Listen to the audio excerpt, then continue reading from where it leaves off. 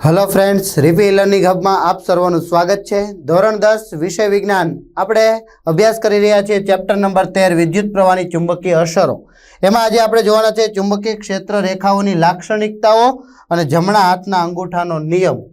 આ જમણા હાથના અંગૂઠાનો નિયમ શું છે આજે આપણે આ વિડિયો લેક્ચરમાં જોવાના છે। ચલો શરૂઆત કરીએ। સૌપ્રથમ ચુંબકીય ક્ષેત્ર રેખાઓની લાક્ષણિકતાઓ જણાવો। આપણે ચુંબકીય ક્ષેત્ર રેખાઓ કેવી રીતે બને એ આપણે લાસ્ટ લેક્ચરમાં જોયું હતું। આજે આપણે એની લાક્ષણિકતાઓ જોવાની છે। શું લાક્ષણિકતાઓ છે એની? તો એ નીચે મુજબ છે। પહેલી લાક્ષણિકતા આપણે જોઈએ કે ચુંબકીય ક્ષેત્ર રેખા ઉત્તર ધ્રુવમાંથી નીકળે છે અને ચુંબકની બહારની બાજુએ દક્ષિણ ધ્રુવમાં દાખલ થાય છે। ચલો ફરીથી એક વખત આપણે એ આકૃતિ જોઈ જોઈએ। આપણે જે દોરેલી, ધારો કે આ N ધ્રુવ છે, આ S ધ્રુવ છે, ઉત્તર ધ્રુવ છે, દક્ષિણ ધ્રુવ છે। એની આજુબાજુ આપણે લોખંડનો ભૂકો ભભરાયો હોય અને પછી આપણે ટકોરા મારીએ છીએ એટલે તમને ખબર છે કે ચુંબકીય ક્ષેત્ર રેખાઓ એક ભાત, ચોક્કસ ભાત દેખાય છે। તો આ જે ભાત છે એ કેવી રીતે હોય? તો કે આપણે જે જોયું એ પ્રમાણે ધારો કે હું 2-3 દોરું છું, આવી રીતે છે। હવે આ છે એ સદિશ રાશિ છે। સદિશ રાશિનો મતલબ છે કે એને દર્શાવવા માટે દિશાની જરૂરિયાત છે। તો કેવી રીતે દિશા દર્શાવશું? તો કે ચુંબકની બહાર, આ ચુંબક છે, આ ચુંબકની બહારના ભાગની વાત છે। તો ચુંબકના બહારના ભાગમાં હંમેશા N થી S તરફ જતી હોય છે। કઈ દિશામાં જતી હોય? N થી S દિશા તરફ જતી હોય છે। જો મિત્રો, એક માર્ક્સમાં ખૂબ જ અગત્યનો પ્રશ્ન છે। શું છે? તો કે ચુંબકની બહાર ચુંબકીય ક્ષેત્ર રેખાઓની દિશા ક્યાંથી કઈ બાજુ હોય? N નોર્થ, ઉત્તર, S સાઉથ, દક્ષિણ। તો યાદ રાખજો કે ચુંબકની બહાર ચુંબકીય ક્ષેત્ર રેખાઓ N થી S તરફ હોય છે। ABCD માં પહેલા કયો અક્ષર આવે? તો કે N આવે, પછી કોણ આવે? S આવે, બરાબર? તો બહાર N થી S તરફ, તો અંદર શું થાય? તો કે આ એક બંધ ગાળો રચે છે, એટલે અહીંથી આમાં એકબીજાને ભળી જાય। શું રચે? બંધ ગાળો રચે છે। આ જે બંધ ગાળો રચે છે તો ચુંબકની અંદર તો કે S થી N તરફની હોય। કઈ દિશામાં હોય? S થી N તરફ, પણ ચુંબકની બહાર N થી S તરફની દિશા હોય છે। તો આ યાદ રાખજો મિત્રો। એક માર્ક્સમાં પણ અગત્યનો મુદ્દો છે। પહેલો પોઈન્ટ કે ચુંબકીય ક્ષેત્ર રેખાઓ ઉત્તર ધ્રુવમાંથી નીકળે છે અને ચુંબકની બહારની બાજુએ દક્ષિણ ધ્રુવમાં દાખલ થાય છે। ચુંબકની અંદર શું થાય? જ્યારે ચુંબકની અંદર ક્ષેત્ર રેખાઓની દિશા તેની દક્ષિણ ધ્રુવથી S થી N તરફની હોય છે, એટલે ઉત્તર ધ્રુવ તરફ હોય છે। આમ ચુંબકીય ક્ષેત્ર રેખાઓ બંધ ગાળો રચે છે, એટલે કે આખો આ બંધ આપણે જેમ કીધું તેમ વક્ર રચે છે। બીજી લાક્ષણિકતા જોઈએ કે ચુંબકીય ક્ષેત્ર રેખાઓ ધ્રુવ પાસે એકબીજાની વધુ નજીક હોય। જો અહીંથી આપણે આમ ધારો કે બહુ બધી દોરીએ તો તમને ખબર પડશે કે આ બધી છે, આમ તમે જુઓ આ કેટલી દૂર દૂર છે, પણ અહીંયા બધી જ એકબીજાને ભેગી થાય, બધી જ એકબીજાથી ભેગી થાય। તો N ધ્રુવ, S ધ્રુવ, ધ્રુવ પાસે ચુંબકીય ક્ષેત્ર રેખાઓ એકબીજાની સૌથી નજીક હોય। અહીંયા ચુંબકીય ક્ષેત્ર રેખાઓ ખૂબ નજીક નજીક ગોઠવાયેલી હોય, કારણ કે ચુંબકના જે ભાગમાંથી બહાર નીકળવું છે એ ભાગ નાનો છે, પછી તો એને ખૂબ મોટો વિસ્તાર મળી શકે છે। તો ધ્રુવ પાસે ચુંબકીય ક્ષેત્ર રેખાઓ નજીક નજીક ગોઠવાયેલી હોય, જ્યાં ચુંબકીય ક્ષેત્ર હંમેશા પ્રબળ હોય છે। તમે પણ અનુભવ કર્યો હશે કે લોખંડને ચુંબકની નજીક લઈ જઈએ છીએ તો જ્યાં ચુંબકનો ધ્રુવ હશે ત્યાં ઝડપથી આકર્ષાઈ જાય, બરાબર છે? તો એ આકર્ષણ વધુ હોય એટલે કે પ્રબળ હોય છે ચુંબકીય ક્ષેત્ર। ચુંબકના મધ્ય ભાગમાં, મધ્ય ભાગ એટલે આ ભાગ, બરાબર છે, અને ચુંબકથી દૂર તેઓ એકબીજાથી દૂર હોય છે, જ્યાં ચુંબકીય ક્ષેત્ર નિર્બળ હોય છે। ચુંબકીય ક્ષેત્ર કેવું હોય છે? ઓછું હોય છે, નિર્બળ હોય છે। ત્રીજી લાક્ષણિકતા જોઈએ, ચુંબકીય ક્ષેત્ર રેખાઓ કદાપી એકબીજાને છેદતી નથી। જો આપણે આ બધી દૂર દૂર રાખી છે, જો આ બંને એકબીજાને ધારો કે ત્યાં બીજી નીકળે છે ને અહીંયા એકબીજાને છેદી ગઈ, તો શું થશે? તો કે ત્યાં આપણે હોકા યંત્ર મૂકીએ ને તો હોકા યંત્ર બે દિશા દર્શાવે, એક સાથે બે દિશા દર્શાવે, જે ક્યારેય પણ પોસિબલ છે નહીં। તો ચુંબકીય ક્ષેત્ર રેખાઓ એકબીજાને છેદતી નથી, કારણ કે જો છેદે તો છેદન બિંદુ પાસે હોકા યંત્રની સોય બે દિશા દર્શાવે છે, જે ક્યારેય પણ શક્ય નથી। હોકા યંત્ર બે દિશા દર્શાવે એવું ક્યારેય પણ શક્ય થતું નથી, કારણ કે ઉત્તર ધ્રુવ છે ઉત્તર દિશા તરફ ને દક્ષિણ ધ્રુવ છે તે દક્ષિણ દિશા તરફ હોય છે। એટલે એક દિશા દર્શાવે છે, બે દિશા ક્યારેય દર્શાવી શકતું નથી। એટલે એમ કહી શકીએ કે ચુંબકીય ક્ષેત્ર રેખાઓ છે ક્યારેય એકબીજાને છેદતી નથી। ચોથી લાક્ષણિકતા, જો ક્ષેત્ર રેખાઓ સમાંતર અને એકબીજાથી સમાન અંતરે હોય, સમાંતર. હા, તો કે સમાંતર તો છે અહીંયા, બરાબર છે, સમાંતર છે. અને તો તે સમાન ચુંબકીય ક્ષેત્રને દર્શાવે છે. એનો મતલબ એમ કે ત્યાં ચુંબકીય ક્ષેત્ર સમાન છે. કેવું છે? સમાન છે. અગત્યની એક નોંધ છે કે ચુંબકીય ક્ષેત્રની સાપેક્ષ પ્રબળતા, એટલે કે ચુંબકીય ક્ષેત્ર ક્યાં પ્રબળ છે એની તીવ્રતાને ક્ષેત્ર રેખાઓની ગીચતાની માત્રા વડે દર્શાવાય છે. એટલે કે અહીંયા આપણે ગીચતા જોઈ એ માત્રા વડે દર્શાવવામાં આવે કે કેટલી ગીચતા વધારે છે કે ગીચતા ઓછી છે, એના આધારે આપણે એમ કહી શકીએ કે ચુંબકીય ક્ષેત્ર પ્રબળ છે કે નિર્બળ છે. જો નજીક નજીક હોય, ગીચતા વધારે હોય તો ચુંબકીય ક્ષેત્ર કેવું હોય? પ્રબળ હોય. પરંતુ જો ગીચતા ઓછી હોય તો ચુંબકીય ક્ષેત્ર નિર્બળ હોય છે. તો એના વડે દર્શાવી શકીએ છીએ. વિદ્યુત પ્રવાહ ધારિત તાર વડે ઉદ્ભવતું ચુંબકીય ક્ષેત્ર જોઈએ. અત્યાર સુધી આપણે એવું ભણ્યા કે જ્યારે કોઈ વાહક તારમાંથી વિદ્યુત પ્રવાહ વહે છે ત્યારે આજુબાજુ ચુંબકીય ક્ષેત્ર ઉત્પન્ન થાય છે. સાચી વાત ને મિત્રો? આપણે એવું ભણ્યા કે જ્યારે કોઈ વાહક તાર હોય એમાંથી વિદ્યુત પ્રવાહ વહે છે ત્યારે તેની આસપાસ ચુંબકીય ક્ષેત્ર ઉત્પન્ન થાય છે. હવે વિદ્યુત પ્રવાહધારિત તાર છે એના વડે ઉદ્ભવતું ચુંબકીય ક્ષેત્ર આપણે જોવાનું. શરૂઆત કરીએ. વિદ્યુત પ્રવાહના કારણે ઉદ્ભવતા ચુંબકીય ક્ષેત્રની દિશા વિદ્યુત પ્રવાહની દિશા પર આધાર રાખે છે. ચુંબકીય ક્ષેત્ર જે ઉત્પન્ન થાય છે એ કોના પર આધાર રાખે છે? વિદ્યુત પ્રવાહની દિશા પર આધાર રાખે છે. એક પદ્ધતિ દ્વારા આપણે સમજીએ કે તાંબાનો એક લાંબો સુરેખ તાર લઈએ, 1.5 વોલ્ટના 2 કે 3 સેલ લઈએ, એટલે કે બેટરી, આપણે જે સેલ કહીએ છીએ તે રિમોટમાં ને એમાં ચડાવી છે તે સેલ લઈએ 1.5 વોલ્ટના. એક પ્લગ કળ લેવાની છે, એટલે કે સ્વિચ છે. દરેકને આકૃતિમાં દર્શાવ્યા પ્રમાણે શ્રેણીમાં જોડવાની છે. આપણે એને શ્રેણીમાં જોડી દેવાનું છે. એક સુરેખ તારને હોકાયંત્રની સોયની નજીક, ચલો એક આપણને કેટલી વસ્તુ કીધી તો કે એક લાંબો સુરેખ તાર કીધો છે, બરોબર છે, એને બેટરી સાથે જોડવાનું છે. એમ સમજી લઈએ કે 1.5 વોલ્ટની બેટરી છે. આ કળ પ્લગ કળ છે, આ પ્લસ માઇનસ 1.5 ની કેટલી કીધી છે? 2, એટલે 3 વોલ્ટ થશે. સુરેખ તારને હોકાયંત્રની સોયની ઉપર અને સમાંતર ગોઠવો. જો અહીંયા એક આકૃતિ આપેલી છે, બરાબર છે, વ્યવસ્થિત દેખાશે તમને. આ એક તાર છે, એમાં અહીંયા હોકાયંત્ર મૂક્યું છે. કેવું છે તો કે તારની ઉપર ગોઠવી દીધું. ધારો કે આ તાર છે એની ઉપર આ હોકાયંત્ર મૂકી દીધું હોય તો આ સમાંતર મૂક્યું કહેવાય. કેવું કહેવાય? સમાંતર.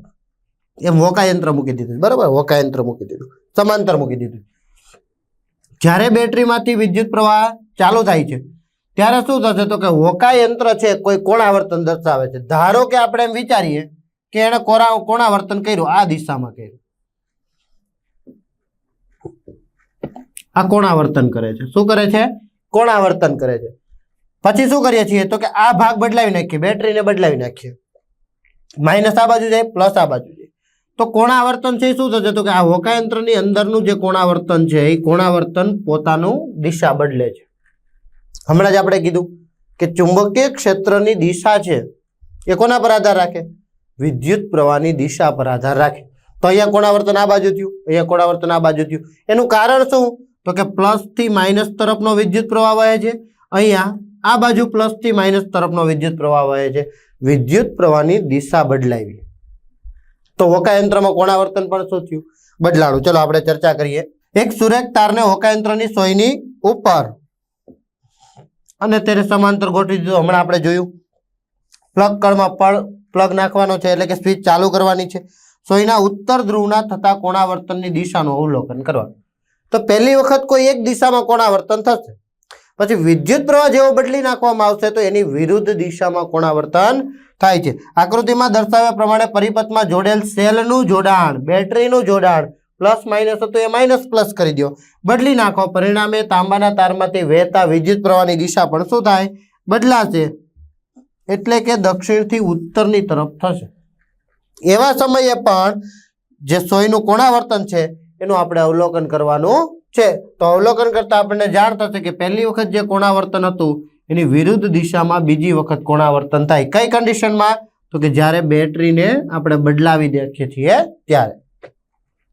આકૃતિમાં દર્શાવ્યા મુજબ જો વિદ્યુત પ્રવાહ ઉત્તરથી દક્ષિણ દિશા તરફ વહે, ઉત્તરથી દક્ષિણ દિશા તરફ વહે, અહીંથી આ બાજુ ઉત્તર અહીંયા છે, દક્ષિણ અહીંયા છે, ઉત્તરથી દક્ષિણ દિશા તરફ વહેતો હોય ત્યારે હોકાયંત્રની સોયનો ઉત્તર ધ્રુવ પૂર્વ દિશામાં પૂર્વ દિશામાં એટલે આ બાજુ વહે છે, બરાબર? એટલે કોણાવર્તન છે આમ થશે, તો કોણાવર્તન થાય છે, આવર્તન પામે છે. જ્યારે તાંબાના તારમાં વહેતા પ્રવાહની દિશા ઉલટાવવામાં આવે એટલે બેટરી બદલાવી નાખી, ત્યારે હોકાયંત્રમાં સોય વિરુદ્ધ દિશામાં કઈ દિશામાં વહે છે વિદ્યુત પ્રવાહ? તો કે હવે દક્ષિણથી ઉત્તર ધ્રુવ તરફ વહે છે વિદ્યુત પ્રવાહ. એવા સમયે સોય છે તે પશ્ચિમ દિશા તરફ આવર્તન કરે છે, અથવા તો આપણે એમ કહી શકીએ કે તે આવર્તન પામે છે. તો આવર્તન પામે છે એટલે કે આકૃતિમાં દર્શાવ્યા મુજબ પશ્ચિમ દિશામાં થશે આવર્તન, અથવા તેને કોણાવર્તન પણ કહી શકીએ. એનો અર્થ એ થયો કે જો વિદ્યુત પ્રવાહની દિશા ઉલટાઈ જાય તો વિદ્યુત પ્રવાહને લીધે ઉદ્ભવતા ચુંબકીય ક્ષેત્રની દિશા પણ બદલાય છે. તો આ ચુંબકીય ક્ષેત્રની દિશા બદલાય એ આપણે કેમ ખબર પડે? તો એ આપણે જોઈશું હમણાં. વિદ્યુત પ્રવાહના કારણે ઉદ્ભવતા ચુંબકીય ક્ષેત્રની દિશા વિદ્યુત પ્રવાહની દિશા પર આધાર રાખે છે. જ્યારે કોઈ વાહક તારમાંથી વિદ્યુત પ્રવાહ વહેતો હોય, વાહક તાર એટલે શું? તો કે આપણા ઘરની અંદર જે લાઇટ આવતી થતી હોય, પંખો ચાલુ હોય, તો જે વાયર હોય ને એ વાહક તાર છે, એની અંદરથી વિદ્યુત પ્રવાહનું વહન થાય છે. જ્યારે એની અંદરથી વિદ્યુત પ્રવાહનું વહન થાય એટલે શું થવાનું છે? તો કે આજુબાજુ ચુંબકીય ક્ષેત્ર ઉત્પન્ન થવાનું છે. શું થશે? ચુંબકીય ક્ષેત્ર ઉત્પન્ન થશે. અને જ્યારે ચુંબકીય ક્ષેત્ર ઉત્પન્ન થાય અને જો આપણે એની બાજુમાં હોકાયંત્ર લઈ જઈએ તો એ કંઈક આવર્તન દર્શાવે એટલે કે કોણાવર્તન કરે છે. અને જ્યારે આપણે વિદ્યુત પ્રવાહની દિશા ઉલટાવી નાખીએ છીએ તો ફરીથી એ અલગ દિશામાં કોણાવર્તન કરે છે. એ આપણે એક પ્રવૃત્તિ દ્વારા જોયું. હવે સુરેખ વાહકમાંથી વહેતા વિદ્યુત પ્રવાહ વડે ઉદ્ભવતું ચુંબકીય ક્ષેત્ર, સુરેખ વાહક તારમાંથી એટલે કે સીધો એક વાહક તાર છે, એમાંથી વહેતા વિદ્યુત પ્રવાહને લીધે ઉદ્ભવતા ચુંબકીય ક્ષેત્રની ભાતનો અભ્યાસ કરવો છે. સેમ આગળ આપણે જે પ્રક્રિયા જોઈ ગયા હતા એના જેવી જ છે, પણ હવે વિદ્યુત પ્રવાહ પસાર કરવાનો છે. એક બેટરી લેવાની છે, 12 વોલ્ટની લેવાની છે. ચલ અવરોધ એટલે કે આપણે અવરોધને આપણી ઈચ્છા અનુસાર ફેરવી શકીએ, વધારી ઘટાડી શકીએ. તો ચલ અવરોધ અથવા તેને કહેવાય રિહોસ્ટેટ. એક એમીટર લેવાનું છે 0 થી 5 એમ્પિયરનું, એટલે આપણને ખબર પડશે કે કેટલો વિદ્યુત પ્રવાહ વહે છે. તમે 12મા ચેપ્ટરની અંદર ભણી ગયા છો. 12મા ચેપ્ટરમાં શું ભણી ગયા વિદ્યુતની અંદર? તો કે જો અવરોધ વધે, અવરોધ છે એ વધે તો પ્રવાહ કેવો થવાનો છે? ઘટવાનો છે. તો અહીંયા આપણને 0 થી 5 એમ્પિયર સુધીનું આપ્યો હોય વિદ્યુત પ્રવાહમાં માપવા માટેનું સાધન એમીટર. તો જો અવરોધ વધારે હશે તો થોડા ઓછા એમ્પિયર હશે, જો અવરોધ ઓછો હશે તો એમ્પિયર વધારે હશે. એના માટે આપણે એમીટર મૂકેલું છે. પ્લગ કર જોડો અને લાંબો સુરેખ તાર પણ જોડવાનો છે. એક લંબચોરસ પુઠ્ઠાની મધ્યમાંથી એક લંબચોરસ પુઠ્ઠું લેવાનું છે. એ પુઠ્ઠાની મધ્યમાં એક હોલ પાડવાનો છે અને એને સમતલને લંબ રૂપે રહે તેમ જાડા તારને દાખલ કરવાનો છે. પુઠ્ઠું લીધું છે, પુઠ્ઠાની એકદમ મધ્યમાં એક છિદ્ર પાડવાનું છે, હોલ પાડવાનો છે. એની અંદર એક જાડો વાહક તાર મૂકવાનો છે. ધ્યાન રાખજો કે પુઠ્ઠું તારમાં જડિત હોય. હવે આપણને એમ થાય જ, સ્વાભાવિક છે, વિદ્યાર્થીઓને એવો પ્રશ્ન થાય જ કે સર પુઠ્ઠું છે એની અંદર તાર મૂકે પુઠ્ઠું નીચે જતું રહે. પણ એવું આપણે ફિટ કરવાનું છે કે પુઠ્ઠું નીચે જવું જોઈએ નહીં, નીચે સરકતું ન હોય એવું પુઠ્ઠું આપણે લેવાનું છે. એટલે કે તારને એની સાથે જોડી દેવાનું છે. આકૃતિમાં દર્શાવ્યા અનુસાર તાંબાના તારને બિંદુ X અને Y ની વચ્ચે ઉદ્ધ્વ રહે તે રીતે બેટરી, પ્લગ, અડ, એમીટર અને રિયોસ્ટેટ સાથે શ્રેણીમાં જોડવાનું છે. જો અહીંયા આકૃતિ આપેલી છે. શું કર્યું? એક ચલ અવરોધ છે. અહીંયા શું છે? આ ચલ અવરોધ છે. એમીટરને શ્રેણીમાં જોડી દીધું છે. બેટરી લઈ લીધી છે 12 વોલ્ટ જેટલી. અહીંયા પ્લગ કળ જોડી દીધું છે. આ પુઠ્ઠું છે. આ પુઠ્ઠામાં વચ્ચેથી આ તાર પસાર થઈ ગયો છે. બરાબર છે. હવે આપણે પાછા આવી જઈએ અહીંયા. થોડો લોખંડનો ભૂકો પુઠ્ઠા પર સમાન રીતે ભભરાવો. આપણે આગળ ચુંબકમાં જેમ પુઠ્ઠા પર ચુંબક મૂકીને લોખંડનો ભૂકો ભભરાયો હતો એવી જ પ્રવૃત્તિ અહીંયા કરવાની છે. હવે શું કરવાનું છે? પણ ચુંબક મૂકવાનું નથી. આપણે શું મૂક્યું? તો કે પુઠ્ઠાની વચ્ચે એક છિદ્ર પાડ્યું ને એમાંથી એક તાંબાનો તાર મૂકી દીધો, વાહક તાર મૂકી દીધો. તો લોખંડના ભૂકો એ પુઠ્ઠા પર વેરી દેવાનો છે, ભભરાવાનો છે. આ માટે તમે મીઠું છાંટવા માટેની ડબ્બીનો ઉપયોગ કરી શકો, કારણ કે એ જે લોખંડનો વેર છે એ વ્યવસ્થિત સારી રીતે છૂટો છૂટો વેરી શકાય એટલા માટે. કળ લગાવીને પરિપથ બંધ કરો, એટલે કે પરિપથને ચાલુ કર્યો જેથી તારમાંથી વિદ્યુત પ્રવાહ વહેશે.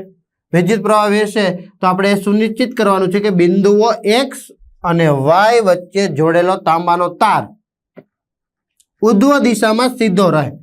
કેવો છે? સીધો છે. ચલ અવરોધ અથવા રિયોસ્ટેટના ચલને એક ચોક્કસ સ્થિતિમાં રાખીને, એટલે કે અવરોધ આપણે વધાર્યો ઘટાડ્યો, ધારો કે 2 ઓહમ રાખવો છે તો 2 ઓહમનો રાખીને એને સ્થિર સ્થિતિમાં રાખવાનો છે અને એ મેટરમાંથી વહેતા પ્રવાહની નોંધ કરવાની છે. એટલે કે આપણે અવરોધ ઓછો હશે તો વિદ્યુત પ્રવાહ થોડો વધારે વહેતો હશે તો વિદ્યુત પ્રવાહની નોંધ કરવાની છે. પુઠ્ઠાને થોડા સમય હળવેથી ટકોરા મારો.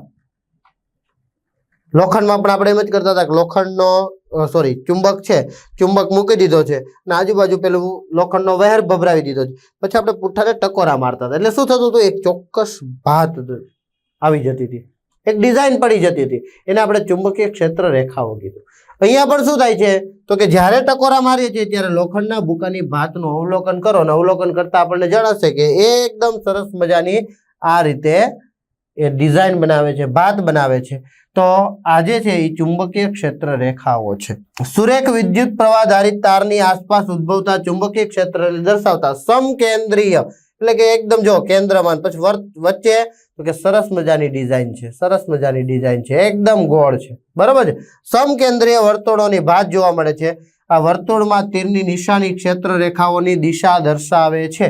અને દિશાનું સૂચન આપણે કેવી રીતે કરવું તો એના માટે થોડોક સમય છે. આપણે જોઈશું કે દિશા કેવી રીતે દર્શાવી શકીએ. પેલું તો ચુંબક હતું ને આપણે એમ કીધું કે N થી S તરફ ગયું, ચુંબકની અંદર S થી N તરફ ગયું, બરાબર ને. ચુંબકની બહાર N થી S અને ચુંબકની અંદર S થી N તરફ ગયું, દક્ષિણ ધ્રુવ થી ઉત્તર ધ્રુવ તરફ. પણ અહીંયા કેમ ખબર પડે કે ચુંબકીય ક્ષેત્ર રેખાઓની દિશા આ રીતે છે? ઓકે, એ આપણે હમણાં જોઈએ. લોખંડના ભૂકાને ઉપયોગ કરીને મળતી ભાતનું ખૂબ નજીકથી અવલોકન કરવાનું છે. તો આપણે આ ચોક્કસ આ પ્યોર આકૃતિ છે જેમાં લોખંડનો વેર છે, તાંબાનો તાર છે, તો આપણને આવી ડિઝાઇન દેખાતી હોય, આ આપણે આવી રીતે દોરેલું છે. હવે જોઈએ આપણે અવલોકન. એવું જોવા મળ્યું કે લોખંડનો ભૂકો તાંબાને આસપાસ સમકેન્દ્રીય વર્તુળોની ભાતમાં રચાઈ જાય છે અને ગોઠવાઈ જાય છે. આ સમકેન્દ્રિત વર્તુળો ચુંબકીય ક્ષેત્ર રેખાઓ દર્શાવે છે. હોકાયંત્રની સોયના ઉત્તર ધ્રુવ વડે દર્શાવેલ દિશા P બિંદુ આગળ ચુંબકીય ક્ષેત્ર રેખાની દિશા આપે છે. આકૃતિમાં તેને તીર વડે દર્શાવેલ છે. જો અહીંયા હોકાયંત્ર મૂક્યું છે, અહીંયા તીર વડે એમાં દર્શાવેલું છે, બરાબર. જો આ બેટરીનો છેડો બદલી નાખવામાં આવે, જો અહીંયા તીર છે ને ઉપર તરફ જાય છે. ક્યાં જાય છે? ઉપર તરફ. અહીંયા તીર ક્યાં જાય છે તો કે નીચે તરફ જાય છે. શું કામે? કારણ કે વિદ્યુત પ્રવાહ બદલાઈ ગયો. શું થયો? વિદ્યુત પ્રવાહ બદલાઈ ગયો તો તીર વડે દર્શાવેલ છે. હા, જો સુરેખ તાંબાના તારમાં વહેતા પ્રવાહની દિશા ઉલટાવવામાં આવે તો ચુંબકીય ક્ષેત્ર રેખાઓની દિશા પણ ઉલટાઈ જાય છે. એ આપણે આગળની પ્રવૃત્તિઓમાં જોયું અને દરેક જગ્યાએ આ સેમ કન્ડિશન રહેશે કે જો વિદ્યુત પ્રવાહ બદલવામાં આવશે તો ચુંબકીય ક્ષેત્ર રેખાઓની દિશા ચોક્કસથી બદલશે. જે પહેલા હતું એની વિરુદ્ધ દિશામાં થશે. જ્યારે વિદ્યુત પ્રવાહ બદલાય છે ત્યારે સોયનું કોણાવર્તન પણ બદલાશે. પહેલા આમ ઉપર હતું, પછી શું થઈ ગયું? નીચે થઈ ગયું. જો વિદ્યુત પ્રવાહ વધે તો કોણાવર્તન પણ વધે છે. તો પેલું આપણું રિયોસ્ટેટ અવરોધ થોડો ઘટાડી દઈએ તો વિદ્યુત પ્રવાહ થોડો વધશે તો કોણાવર્તન પણ વધે છે અને જો વિદ્યુત પ્રવાહ ઘટે તો કોણાવર્તન પણ ઘટવાનું છે. જ્યારે હોકાયંત્રને તારથી દૂર તરફ ખસેડવામાં આવે છે ત્યારે સોયનું કોણાવર્તન ઘટે છે. શું કામ ઘટશે? કારણ કે ત્યાં તો ચુંબકીય ક્ષેત્ર પૂરું પડવાનું નથી. જેમ જેમ દૂર જશે તેમ ચુંબકીય ક્ષેત્ર કેવું હશે? નિર્બળ હશે. તો નિર્બળ હશે તો એ ઘટશે. જ્યારે હોકાયંત્રને તારથી દૂર ખસેડવામાં આવે છે ત્યારે એવું જોવામાં આવે છે કે વિદ્યુત પ્રવાહ ધારિત સુરેખ તારની આસપાસનું ચુંબકીય ક્ષેત્ર દર્શાવતા સમકેન્દ્રીય વર્તુળો મોટા ને મોટા થતા જાય છે, બરાબર છે. મોટા થતા જાય તો ત્યાં ચુંબકીય ક્ષેત્ર કેવું હશે? નિર્બળ હશે. બીજા શબ્દોમાં કહીએ તો આપણે જેમ તારથી દૂર જઈએ તેમ ચુંબકીય ક્ષેત્ર દર્શાવતા વર્તુળની ત્રિજ્યા વધે છે. વર્તુળની ત્રિજ્યા વધે તો આપણે શું નિર્ણય લઈ શકીએ તો કે વિદ્યુત પ્રવાહ ધારિત સુરેખ તાર દ્વારા ઉત્પન્ન થયેલું ચુંબકીય ક્ષેત્રની ભાત, એટલે કે જે સમકેન્દ્રિત વર્તુળો મળ્યા છે, જે બીજું કશું નહીં પણ ચુંબકીય ક્ષેત્ર રેખાઓ છે. હા, ચુંબકીય ક્ષેત્ર રેખાઓ. કોઈ બિંદુ આગળ ચુંબકીય ક્ષેત્રની દિશા તે બિંદુ પાસે ચોક્કસ વર્તુળને દોરેલા સ્પર્શકની દિશામાં હોય છે. ત્યાં આપણે જે વર્તુળ છે એને સ્પર્શક દોરીએ તો એ દિશામાં થાય. જે તે બિંદુ પાસે હોકાયંત્રની સોયના ઉત્તર ધ્રુવની દિશા છે, બરાબર છે. એ આપણે જોયું હતું કે ઉત્તર દિશા વિદ્યુત પ્રવાહ બદલાઈ નાખ્યું તો નીચેની તરફ દર્શાવતા હતા. જો સુરેખ તાંબાના તારમાં વહેતા વિદ્યુત પ્રવાહની દિશા ઉલટાવવામાં આવે તો ચુંબકીય ક્ષેત્ર રેખાની દિશા પણ ઉલટાઈ જાય છે. અર્થાત વિદ્યુત પ્રવાહની દિશા પર એ આધાર રાખે છે. એ તો આપણે આ પ્રશ્નની શરૂઆતમાં જ જોયું. જેમ તારમાં વહેતો વિદ્યુત પ્રવાહ વધે છે તેમ આપેલ બિંદુ પાસે ચુંબકીય ક્ષેત્રનું મૂલ્ય વધે છે. અને જો ચુંબકીય ક્ષેત્રનું મૂલ્ય વધે તો એનો અર્થ ચુંબકીય ક્ષેત્ર બી ચલે છે વિદ્યુત પ્રવાહ આઈ. ચુંબકીય ક્ષેત્રને શેના વડે દર્શાવ્યું? તો બી ચલે છે આઈ વડે દર્શાવી શકીએ. જો વિદ્યુત પ્રવાહ વધે તો ચુંબકીય ક્ષેત્ર પણ વધવાનું છે. જો વિદ્યુત પ્રવાહ ઘટે તો ચુંબકીય ક્ષેત્ર પણ ઘટવાનું છે. જેમ તારથી અંતર વધે છે તેમ વાહકમાં આપેલ વિદ્યુત પ્રવાહ દ્વારા ઉત્પન્ન થતું ચુંબકીય ક્ષેત્રનું મૂલ્ય ઘટે છે. શું થયું? તો કે અંતર વધે છે. અંતરને આપણે આર વડે દર્શાવીએ. અંતરને આર વડે દર્શાવીએ તો હંમેશા યાદ રાખવાનું કે ચુંબકીય ક્ષેત્રના વ્યસ્ત પ્રમાણમાં હોય. જો અંતર વધે તો ચુંબકીય ક્ષેત્ર ઘટે.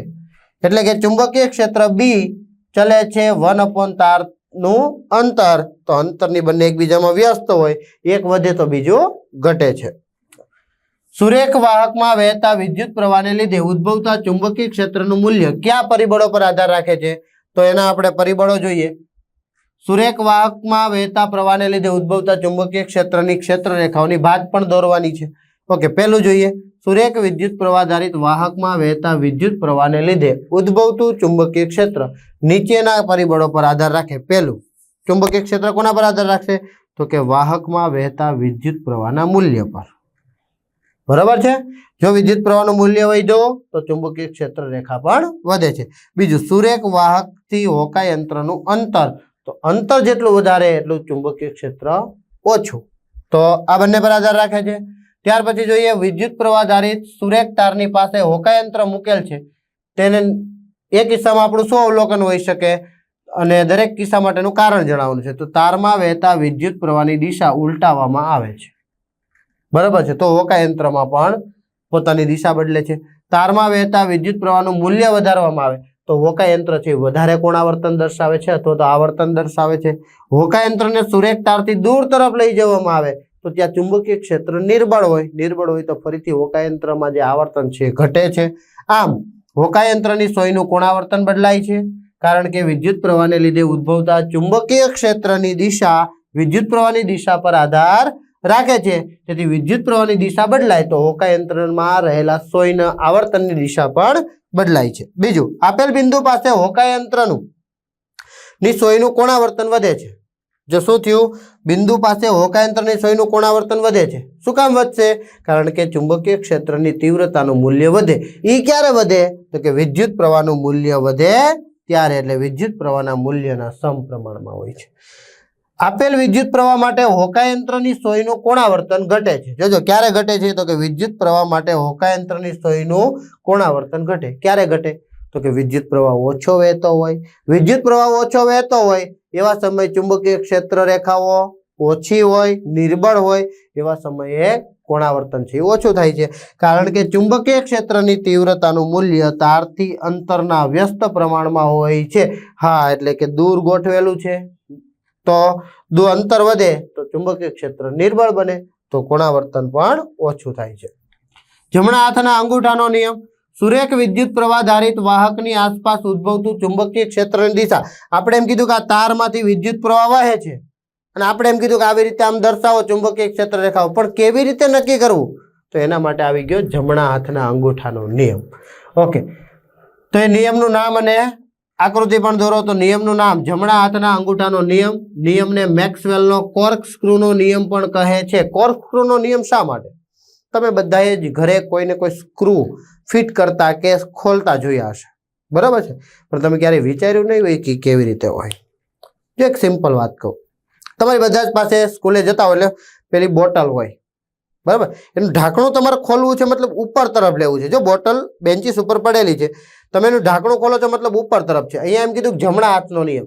જો ઉપર તરફ અંગૂઠો શું દર્શાવે છે? તો કે દિશા દર્શાવે છે. કઈ બાજુ લઈ જવું છે ઢાંકણાને? તો કે ઉપર તરફ. તો આટા કેમ ફેરવો? જો આંગળી જો કેમ વળે છે? તો કે આટાને આમ ફેરવો. બરાબર? જે દિશામાં આંગળીઓ જાય એ દિશામાં ફેરવો એટલે પેલું ઢાંકણું છે થોડું ઉપર આવતું જશે, ખુલી જશે. એવી જ રીતે સ્ક્રૂ હોય ને, સ્ક્રૂ એમાં આપણે જો દિવાલમાં જવા દેવું હોય ને તો જમણા હાથના અંગૂઠાનો નિયમ. દિવાલ બાજુ આમ રાખીએ આપણે, જો આમ દિવાલ બાજુ રાખીએ તો આટા આમ ફેરવો. બરાબર છે? એટલે દિવાલ બાજુ જાય. ખોલવા હોય તો આટા આમ ઊંધા ફેરવીએ એટલે આમ જો બહાર આવે સ્ક્રૂ. તો એટલા માટે મેક્સવેલનો કોર્કસ્ક્રૂનો નિયમ કહેવાય. એને આપણે વાહક તારમાંથી વહેતા વિદ્યુત પ્રવાહ દ્વારા ઉદ્ભવતા ચુંબકીય ક્ષેત્રની દિશા કેવી રીતે નક્કી કરી શકીએ એ જોવાનું છે. કલ્પના કરો કે તમે તમારા જમણા હાથમાં વિદ્યુત પ્રવાહ ધારિત સુરેખ વાહકને એવી રીતે પકડો છો, જો આ છે ને એક વાહક તાર છે, હું એને એમ પકડું છું. હવે એનો મતલબ એમ છે, તમે અંગૂઠો મારો જોઈ શકો છો, કઈ દિશામાં છે તો કે ઉપરની દિશામાં છે. આ જે માર્કર છે અત્યારે એને મેં આમ પકડેલી છે મતલબ એ વાહક તાર છે. વાહક તારમાં નીચેથી ઉપર તરફ વિદ્યુત પ્રવાહ જાય છે. જો આ અંગૂઠો જે વિદ્યુત પ્રવાહની દિશાનું સૂચન કરે, તો એની ભાત જે બની છે ને સમકેન્દ્રીય વર્તુળ જે બન્યા છે એની દિશા કેમ હશે? તો કે મારા આંગળીઓની જે દિશા હશે ને એ આમ હશે. ખ્યાલ આવે છે? તો આને જમણા હાથના અંગૂઠાનો નિયમ કહેવાય. જો અહીંયા વિદ્યુત પ્રવાહ નીચે તરફ છે તો એની આંગળીઓ દેખાય છે, તો એ પ્રમાણે એનું કોણાવર્તન મતલબ કે ચુંબકીય ક્ષેત્ર રેખાઓ છે એ ચુંબકીય ક્ષેત્ર રેખાઓની દિશાનું સૂચન કરે છે. ક્લિયર છે? ઓકે. એવી રીતે પકડો કે જેથી તમારો અંગૂઠો વિદ્યુત પ્રવાહની દિશાનું સૂચન કરે. અંગૂઠો છે એ વિદ્યુત પ્રવાહની દિશાનું સૂચન કરે, તો તમારા જમણા હાથની આંગળીઓ વાહકની આસપાસ ચુંબકીય ક્ષેત્ર રેખાની દિશાઓમાં વીંટળાઈ જાય છે. એનો મતલબ એમ કે એ રીતે એની ચુંબકીય ક્ષેત્ર રેખાઓની દિશા હશે. આ નિયમને જમણા હાથના અંગૂઠાનો નિયમ કહે છે. આ છે જમણા હાથના અંગૂઠાનો નિયમ. બરાબર છે મિત્રો?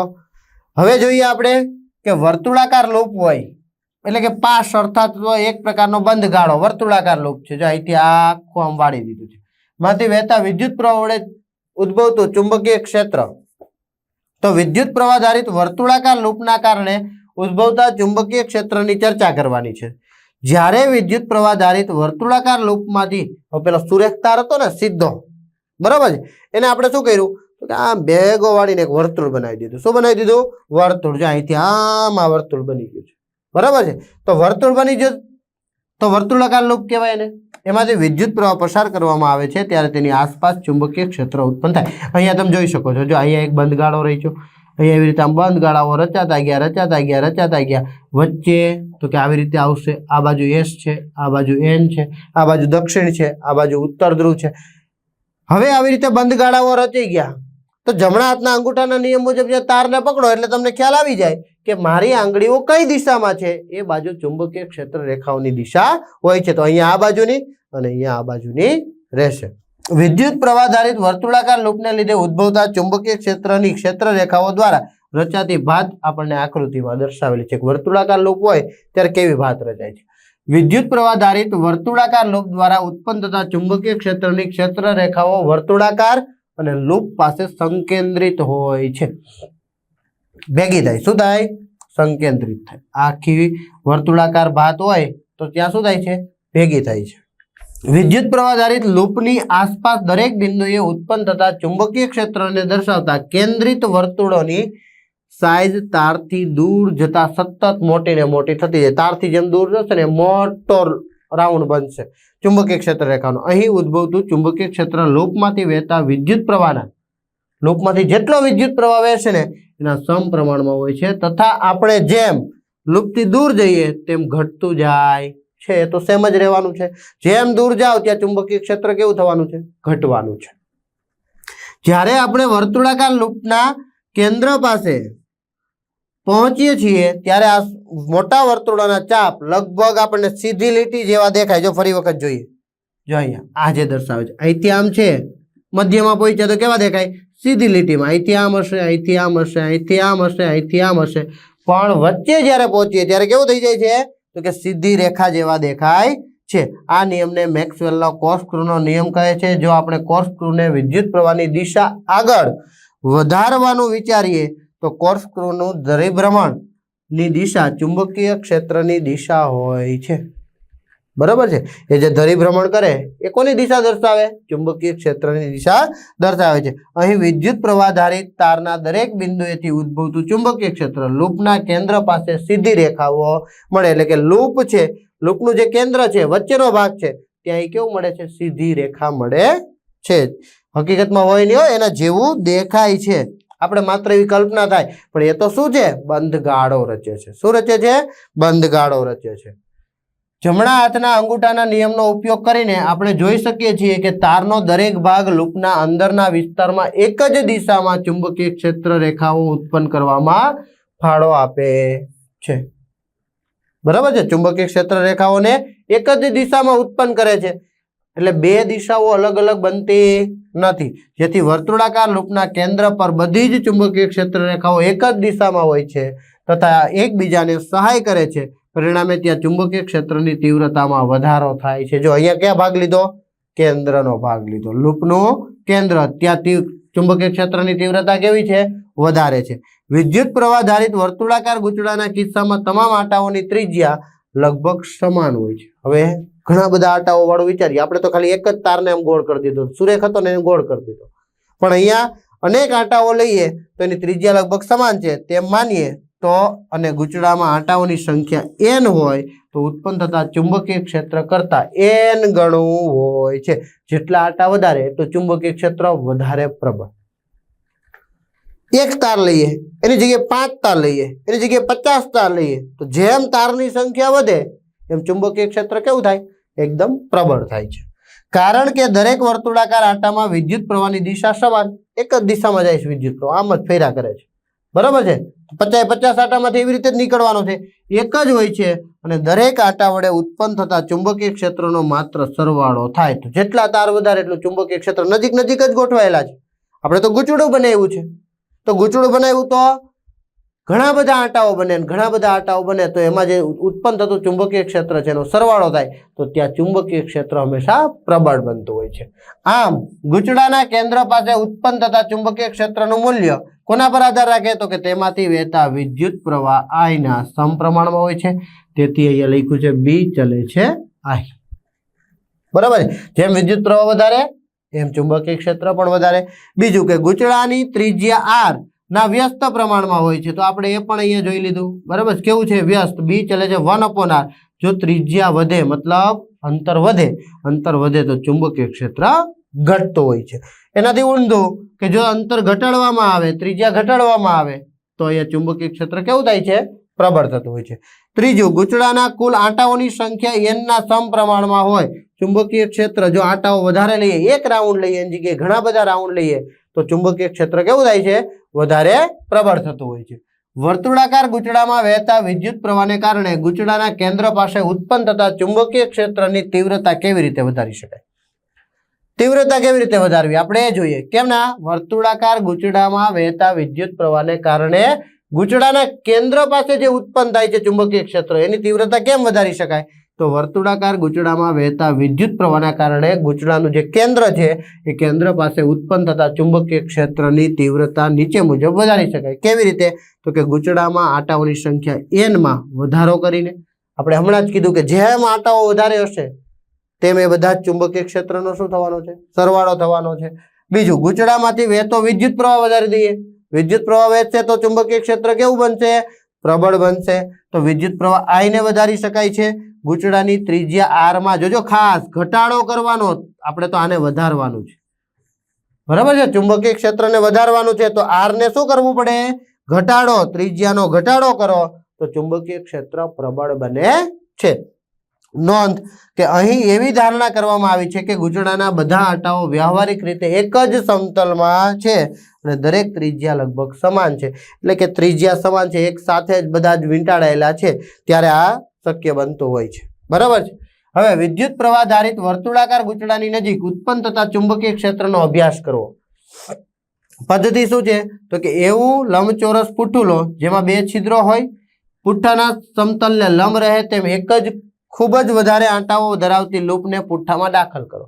2 કાણા પાડવાના છે અને 2 છિદ્રોમાંથી આપણે એક લૂપ પસાર કરવાનું છે. આકૃતિમાં દર્શાવ્યા પ્રમાણે જો અહીંયા આકૃતિ આપેલી છે, એક પુઠ્ઠું લીધું છે અને અહીંથી આ એક તાર પસાર કર્યો છે. બરાબર છે. આકૃતિમાં દર્શાવ્યા પ્રમાણે લૂપના છેડાઓ સાથે શ્રેણીમાં બેટરી જોડવાની, કળ જોડવાની અને એક રિયોસ્ટેટનું જોડાણ કરવાનું. ચલો ફરીથી જોઈ લઈએ. એક બેટરી જોડી દીધી, રિયોસ્ટેટ જોડી દીધું અને કળ જોડી દીધું. બરાબર છે. એ જોડી દેવાનું. કળ જોડી દો. લોખંડના ભૂકાને પુઠ્ઠા પર સમાન રીતે ભભરાવો. ભભરાવી દેવાનો છે. આપણે સ્વિચ ચાલુ કરવાની છે, કળ ચાલુ કરવાની. પુઠ્ઠાને થોડો સમય ટકોરા મારવાના છે. ટકોરા મારો તો તમને લોખંડના ભૂકાની જે કંઈ પણ ભાગ છે, જે કંઈ પણ રચના છે એ તમે જોઈ શકશો. તો ફરીથી તમને ચુંબકીય ક્ષેત્ર રેખાઓ દેખાશે. આપણે એનું અવલોકન કરવાનું છે. તો અહીંયા તમે જોઈ શકો, જો આ લોખંડના ભૂકાની એક રિયલ આકૃતિ છે.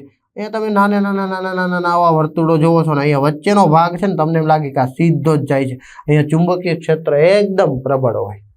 બરાબર, જો અહીંયા દેખાય છે આપણને. તો આવી રીતે ચુંબકીય ક્ષેત્ર ઉત્પન્ન કરી શકાય છે. વર્તુળાકાર લૂપમાં ઘણા બધા આંટાઓ વીંટેલી હોય, એવા વીંટાળેલા આ વાહક તારમાંથી વિદ્યુત પ્રવાહ જ્યારે પસાર થાય છે ત્યારે આપણને પ્રબળ ચુંબકીય ક્ષેત્ર મળતું હોય છે. લોખંડનો ભૂકો આકૃતિમાં દર્શાવ્યા અનુસાર પોતાની રીતે જ ગોઠવાય છે. ટકોરા મારશો એટલે પોતાની રીતે જ એવી રીતે ગોઠવાઈ જાય છે. હવે શું નિર્ણય લઈ શકીએ? તો કે ગૂંચળાના કેન્દ્ર પાસે ચુંબકીય ક્ષેત્ર લગભગ સમાન હોય છે.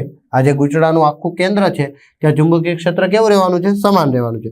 ગૂંચળાની નજીક ચુંબકીય ક્ષેત્ર રેખાઓ વર્તુળાકાર અને સમકેન્દ્રીય હોય છે. અહીંયા જુઓ તમે, એકદમ સરસ મજાની દેખાય છે. બરાબર છે, તો સમકેન્દ્રીય હોય છે. કેન્દ્ર પાસે ચુંબકીય ક્ષેત્ર રેખાઓ ગીચોગીચ હોય છે, જે દર્શાવે છે કે ત્યાં ચુંબકીય ક્ષેત્ર હંમેશા મહત્તમ હોય છે. એટલે કેન્દ્ર પાસે ચુંબકીય ક્ષેત્ર રેખા હંમેશા મહત્તમ જોવા મળે છે. તમને આ વિડીયો લેક્ચરમાં મજા આવી હશે, સમજાઈ ગયું હશે. ફરી આપણે નવા લેક્ચરમાં મળીશું. ત્યાં સુધી થેન્ક યુ.